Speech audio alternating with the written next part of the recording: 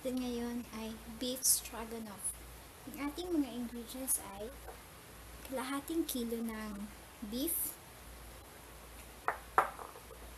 1 cup ng beef broth, 2 kutsarang flour, 3 kutsarang sour cream, 1 medium size ng onion, 1/4 cup ng mushroom, 1/4 cup ng butter, 1 kutsaritang mustard, ground black pepper, tsaka salt. Ang una natin gagawin ay mamarinate lang natin yung ating beef sa pepper, tsaka sa salt.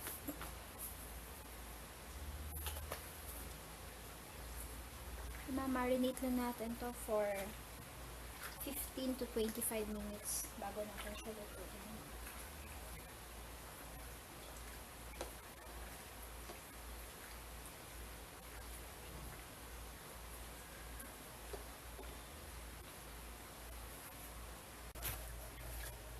Ngayon, ang susunod natin gagawin ay magpapainit lang tayo ng ating kawali. Tapos ilalagay na natin yan dito yung ating butter. Hayaan lang natin siya hanggang sa matunaw yung ating butter. Pag nag-melt na yung ating butter, ilalagay na natin yan yung ating onion. Ilutuin lang natin siya.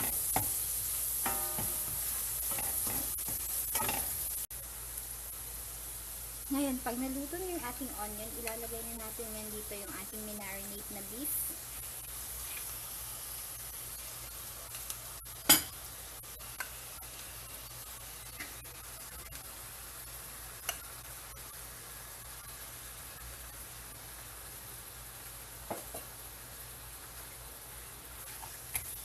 Fry lang natin yung ating beef. Hayaan lang natin to hanggang sa mag-golden brown yung ating beef.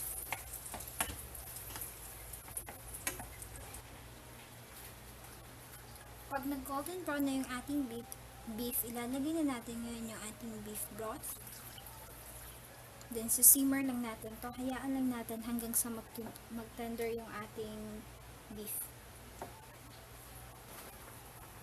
Pag nag-tender na yung ating beef, ilalagay na natin ngayon yung ating flour. Hayaan lang natin siya. Dito lang natin siya sa gilid. Mix.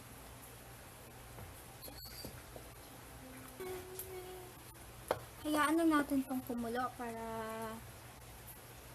mahalo na mabuti yung ating flour. Para hindi na siya magbuo-buo.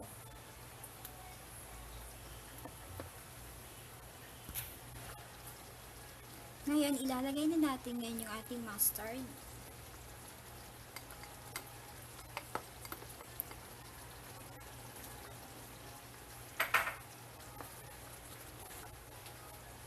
Ilalagay na rin natin ngayon yung ating mushroom.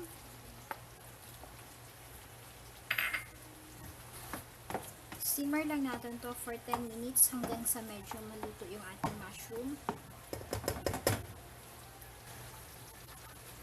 Ngayon, ilalagay na natin yung ating sour cream.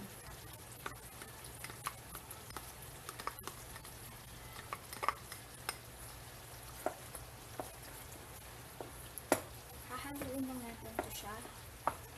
Simmer lang natin to for 5 to 10 minutes, tapos pwede na natin siyang i-serve. Hanggang sa mahalo na ng maayos yung ating sour cream.